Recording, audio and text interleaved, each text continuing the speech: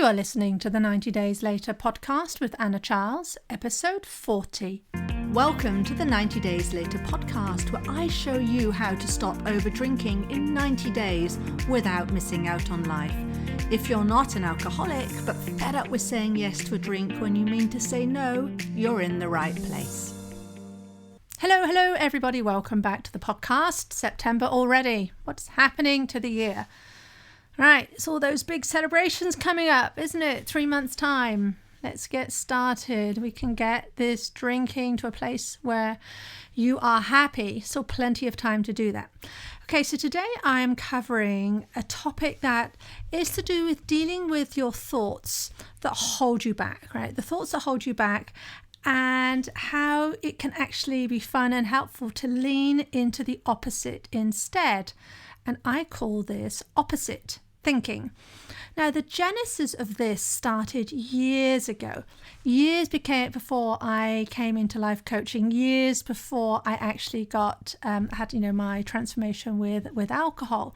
It started off as a game I invented to play with my children when they were young. And we called the game Opposite Day. And I was actually tempted to call this podcast Opposite Day, but then I thought that you'd be really confused and, probably wouldn't make a lot of sense to a lot of people. So opposite thinking it is, right? So I'm going to actually get into talking about Opposite Day and opposite thinking in a moment, but first let's back up a bit. So like I said, today we're dealing with thoughts that hold you back. And I want to give you some techniques to help yourself blast through these on the way to achieving your vision, the life you want, the freedom around alcohol, which, as I say so often, is not just constrained to alcohol, right? You can use all of these techniques to really create the life that you want to live. Okay, so the first thing I want to talk about is 50-50. This is really starting at the very beginning, as Julie Andrews would say. Okay, so in any situation, with any goal you set, you're basically looking at a blank piece of paper, a blank slate, if you will. There's a 50% chance things will go in the way you want, and then there's a 50% chance that things will not turn out the way you want them. Now, of course, there's a scale, right? This isn't this binary thing, which is 50% yes, 50% no. It's not this hard and fast 50-50, but I'm using those numbers because I think logically it's a concept that we can take on board. There's a possibility things will go your way, there's a possibility things won't. And yet, most of us, especially where we're in the thick of working on our goals, tend to veer towards the 50% likelihood that we won't get what we want, especially when it's something that we haven't managed to achieve or do for ourselves before. And then what happens is that we begin to build evidence for why we're not able to do the thing. And if you try to do the thing, if you reset the goal several times, you're actually layering evidence upon evidence upon evidence as to why you haven't succeeded before, which really then veers you off into this, is a 50% no probability or likelihood or possibility even that it won't happen. We look to our past and we see all the reasons why we won't be successful right now in the present. And then that becomes what we believe the most. And not just that, but we put a lot of emotion behind believing that the most, right? It becomes really kind of hard ingrained in us. We have strong belief that we won't be successful this time because we haven't been successful before. And the tricky thing with this, the sneaky thing with this, it also seems circumstantially true as well, right? You look around at your life, at yourself, and you say, yeah, you see, look at this, look, you can see it hasn't worked before. You can see that I tried before. I've tried to give up wine. Right? I tried all those different dry Januaries and all the rest of it. And I've tried more times actually than I care to admit. In fact, also I've tried to moderate. I've just tried to moderate with just one glass before giving up and finding I was drinking my third. And you have all these all this evidence as to why this won't work. And that all congeals together and builds itself into a very strong case for suggesting that you won't be able to change your drinking this time, because it's never worked before. Right? It hasn't worked before. So what is going to be different this time, even if it's a completely different approach? Your brain will be on you. Yeah, but you haven't done it before. Have you ever? So no wonder, people, we end up sitting on that side of the coin where, if there's a 50% belief that we will not achieve our goals.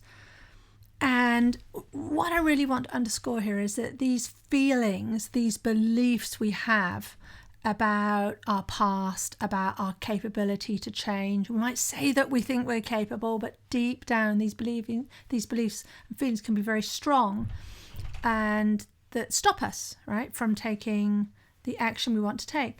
And these feelings and beliefs can feel very, very real. Now, whenever you have an intense emotion surrounding a belief, it actually intensifies that belief as if it becomes your reality. To you, that belief and your reality are the same thing. Now, I want to remind you, I think I've covered this before on the podcast, a belief is just a thought that you've been thinking for a very, very long time. It's likely to be something you believe quite deeply. And so what happens is that we become unnecessarily attached to the 50% of our beliefs and thoughts that would say no, to our ability to achieve our goals, because we're very past focused, and our brain will bring back all the evidence of all the failures that we've had before, rather than becoming attached to the 50% of our thoughts and possibility beliefs that would say yes to our goals, that would say, yeah, even despite everything that's gone before, I still deep down believe it's possible for me to make this change. Just being able to get yourself to see that it's possible for you and truly believing it's possible things will change is a massive step forward.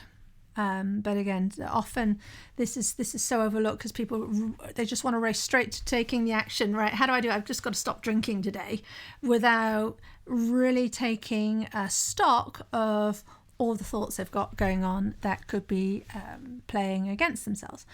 Okay, so that's the first thing. And then the second thing I want to talk about here is if you do have this tendency to sit on the 50% side of the scale where you think something's just not going to work out for you, right? You're not going to be able to make this change. I want you to remember this, that we all start with that blank sheet of paper, right? Everybody starts with a blank sheet of paper. Even those who are hitting their goals, they all start with that blank sheet of paper. Meaning in life, we don't know either way with any degree of certainty what's going to happen with our drinking or with anything. With your business, with your weight loss, in relationships, none of us have that certainty. And I actually find it intriguing that many people will sit in the 50% likelihood of not achieving their goals, say, right, this negative confirmation bias.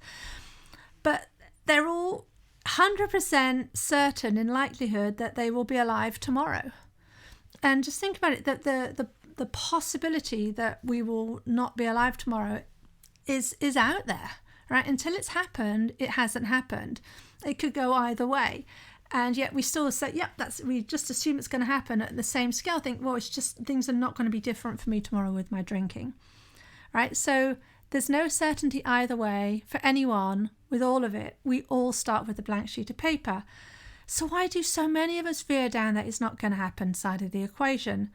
And I think this is particularly telling when it comes to drinking, because this is something we're doing that we don't want to be doing, maybe to the same degree. I'm not saying you have to go sober, but there's something about your behavior that you don't want to have. You have a goal, and it can be a really, deeply felt goal that you want to make this change, and yet we still sort of go against ourselves in a way by just, assuming, this is not going to pay off.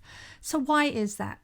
So I'm going to give you a few reasons why I see that happening, because this can then help you identify and recognize that thinking when it's happening to you, because I'm sure at least one of these you will find resonates.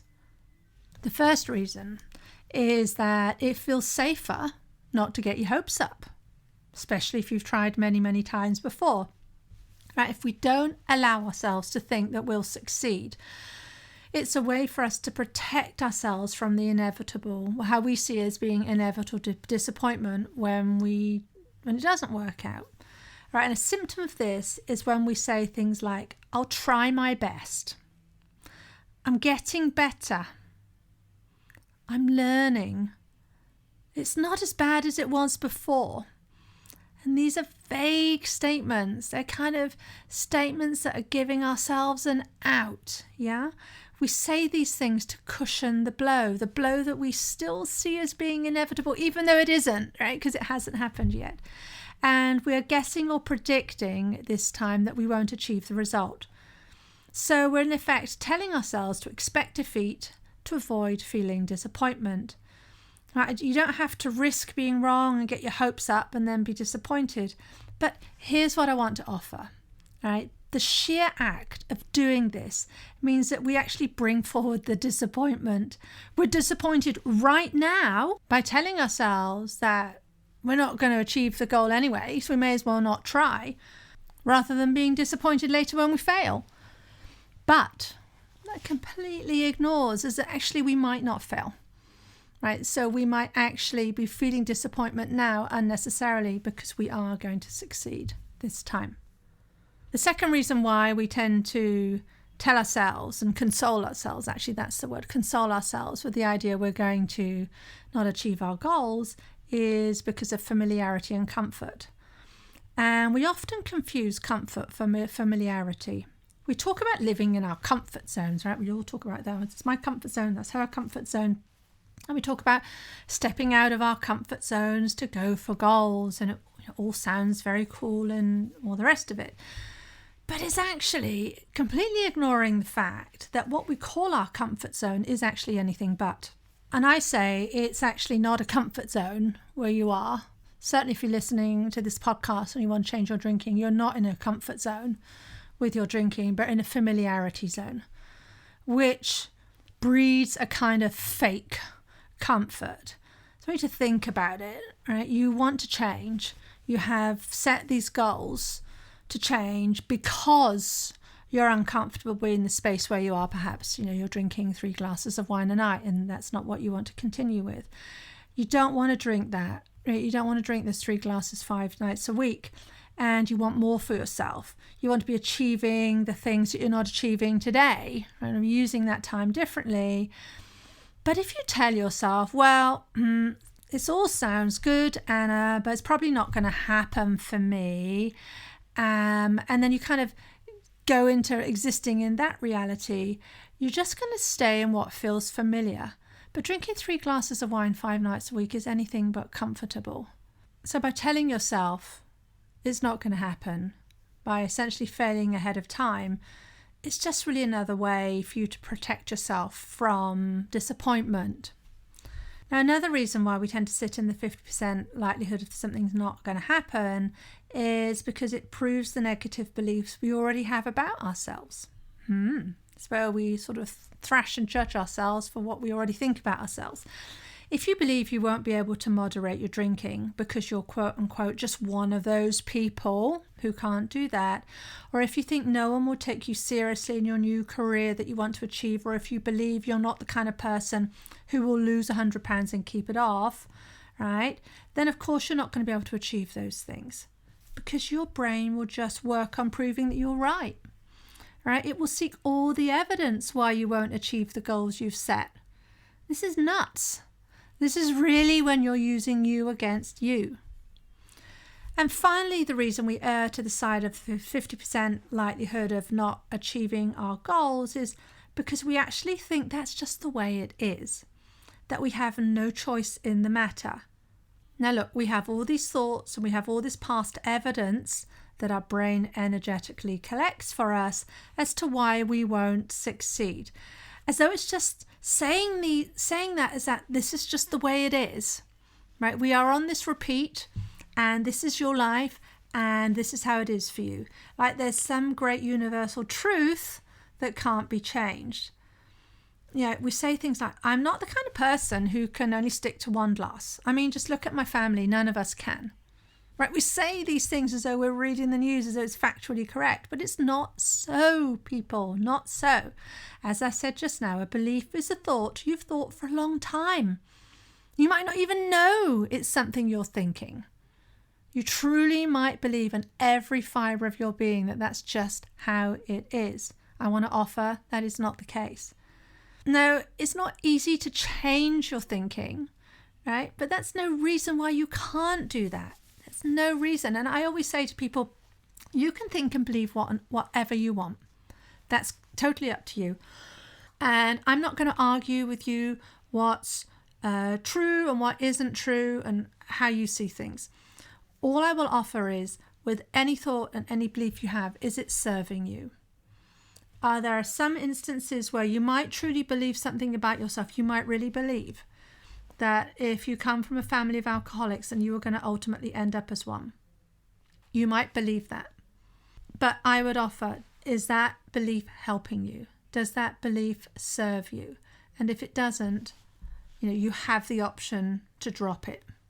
You have the option to think and believe something else that will serve you and get you to your goals. So now I want to get into, but how? Now I want to offer 2 ways you can master the thoughts that are holding you back. You don't need to choose one over the other. I use them both actually, still today in my life, in different areas of my life, depending on the situation. Now, the first of these involves visualization, and you may well have heard of this before, but I do it with a slightly different twist. So visualization involves you imagining the thing you want by creating a belief in that thing before it exists in your life. So you basically create it in your mind, and you have that in your mind on the way to actually creating it in your life. And in doing this, you basically skip ahead to that future version of you who's hit the goal, the version of you who has all the answers for the present you today. It's the version of you who's achieved total freedom around alcohol. The person who's dropped 100 pounds and kept them off. Yes, what I'm talking about here does apply across all areas of your life, right? Skip ahead to the version of you who's ditched her 9-to-5 and set up the online business she's been talking about forever. The version of you who's improved her marriage. Now, there is huge power in this if you go all in. But that's really what I would emphasize here. You've got to go all in. You kind of just can't do this at sort of it's not like one of those quizzes you get in a magazine. This is really deeply. And when I do this, I see myself in a particular place, wearing a particular outfit, doing particular tasks, and I can get into my body, my future body, and understand how I'm thinking and I'm feeling and what I'm doing. Right? Really, really embody this. And that's really, you have to get into those details. So you don't just visualize you as the person who stopped drinking or stopped over drinking, but imagine what will you be wearing. Like I said, I have this outfit, this skirt and jumper combo that I'm wearing. What will you be thinking? And trust me, it will not be about wine. You will not be sitting there thinking, how am I going to explain what I'm not drinking tonight? You're not going to be even thinking about what might be on the drinks menu, right? All the things maybe you think about now, that will not be on your mind. So what will be on your mind? What will you be using your brain power for when you have this problem solved? How will your hair look, right? And one of the other fun things you can do here is you can imagine being out with your husband or partner or friends at dinner, right?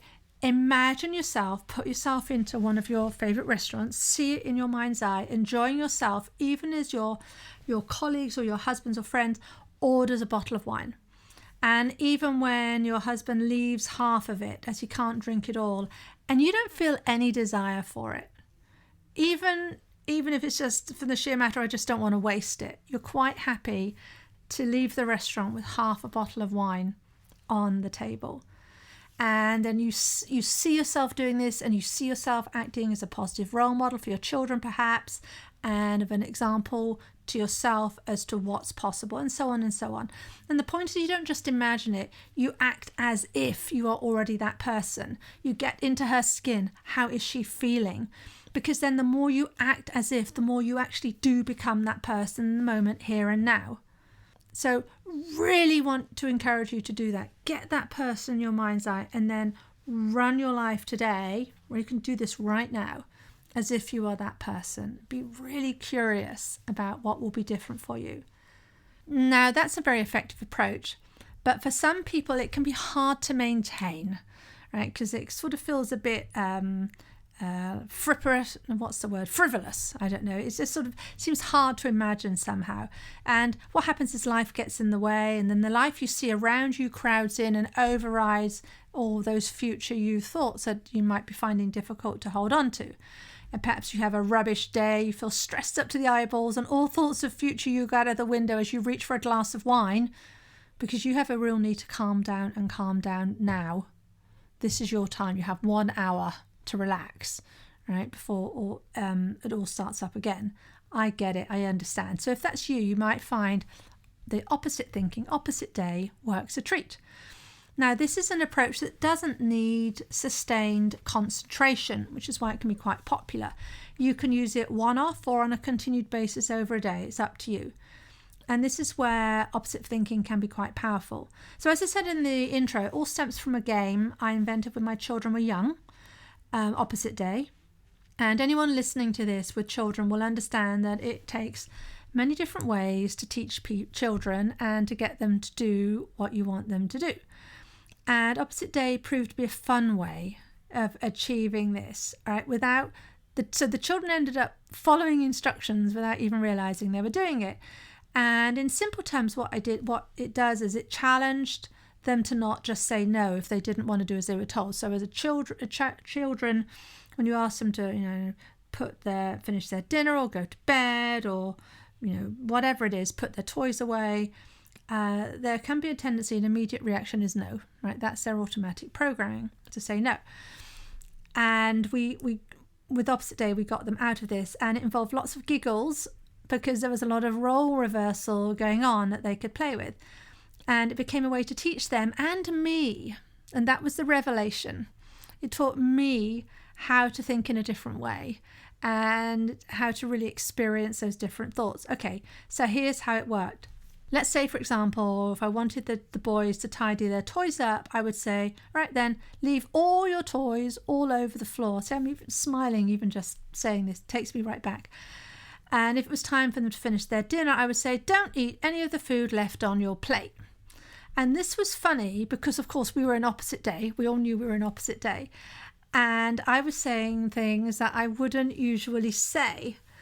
And then what would happen was the boys would listen to what I would say, and they'd have to then conjugate it, or they'd have to translate to what I really meant, because I meant the opposite. And then they would, out of playfulness, go and do the exact opposite. And they did this to get a laugh out of me. So they would clear away their toys, or they would clear away their plates, right? It was this funny game to them. And then they would join in to saying things they wouldn't normally say, like, I want to go to bed now, Mum. In which case, I would say, all right, then it's bedtime now. And they say, no, Mum, but it's opposite day. It means I'm allowed to stay up. Right? Lots of guffaws of laughter. And why this was all so delicious was that really it gets you out of automatic thinking. That's how I've translated it now to my life now, and I actually use it in my coaching. Right? When you are in opposite thinking and using your words in the opposite way, you have to be super focused and intentional on what you're thinking, because it's not what you're used to, right? Because the result you want, what you want to be saying, what you want someone to do is the opposite to what the words are saying. So if I wanted the children to eat up, as I said, I would say don't eat up. If the children wanted to stay up, they had to say they wanted to go to bed. Sounds simple and it really is, but it does involve some mental gymnastics. It really is like taking your brain to the gym. And as I said, I now have used this off and on over time. And what I find is that the simple act of stating to myself something that I wouldn't normally say, that just makes me stop and think. I talk a lot in my work about slowing the drinking down, right? Because it becomes such an automatic habit. And of course, there are widely offered tips and techniques about interspersing wine with water and all the rest of it. But I'm talking more about just really seeing what's going on with the habit in your brain. And opposite thinking allows for this, allows for the slowing down. Because you are thinking hard about what you're saying, you are getting your words, the words that you say in your head, out of unconscious and automatic mode, right? And it showed me that my words matter. What I tell myself matters. And it got me used to saying the opposite. So rather than saying, I just can't moderate with one glass of wine, if I set myself, I was in an opposite day thinking, I'd be saying, I can moderate with one glass of wine. And I offer that the more you start to interrupt your automatic thinking and deposit these new thoughts into your head, you start to see possibility. And that builds and builds and builds.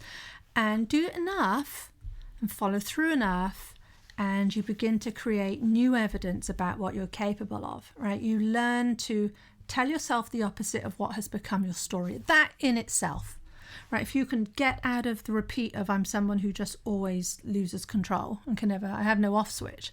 If you can get yourself out of repeating that ad nauseum and believing it, that's a huge step forward, right? Because then you learn to take action from the opposite, and you learn to lean into the opposite, to start to believe the opposite could be true for you, that you can achieve the goal that you've set. It interrupts the automatic thinking and brings high levels of consciousness back, as you have to concentrate on so hard on what you're saying.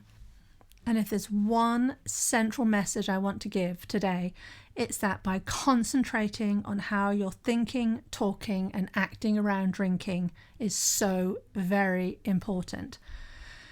So in summary, remember there's a blank page in front of you every single moment of your life. It's 50-50. If it's 50% possible you won't achieve your goals, it's also 50% possible that you will. Watch out for all the reasons that keep you stuck with thoughts that don't serve you. Thoughts where your feelings is safer, basically. It feels safer to not get your hopes up. Where things feel familiar. And thoughts that prove the negative things we think about ourselves. And thoughts where, we're sort of stuck in feeling we don't have a choice about our lives. And instead try the power of visualization. Ask yourself, what would the future version of me do in this situation? What would the version of me who's given up the drinking, what would she do? Then take action as if. Or with opposite thinking, try telling yourself the opposite of what you're thinking. If you're saying you're too weak to decline a second glass of wine, tell yourself you're strong enough to drink just one. Try it out. It can be fun. Play it with other friends, right? We're now in opposite thinking. Let's see, if nothing else, it will flush out all the automatic thinking that goes on that you probably had no clue is happening. Okay, that's it for now. I'll see you next week. But in the meantime, if you like what you're learning on the podcast, you've got to be on my email list. If you're not, you're missing out. It's cool, the stuff I talk about there. A lot of my content I don't share publicly on social media. I just share with my treasured list of people. So if you want to get on it, go to https // I think it's 2 // anyway, 90dayslater.co/list 90dayslater.co/list. Then you'll get on my list, and then you'll receive all the goodies from me. And have a great week, and I'll see you next time. If you like what you're learning in the podcast and you want to take the work further and achieve total freedom around alcohol, let's talk. I help my clients stop reaching for that first glass of wine the moment 6 p.m. rolls around, and they don't miss out on life. And we do it in 90 days. The effect is permanent. Email me for more information on anna@90dayslater.co. And if you did enjoy the show, I'd really appreciate if you'd leave a rating and review to help others find the 90 Days Later podcast.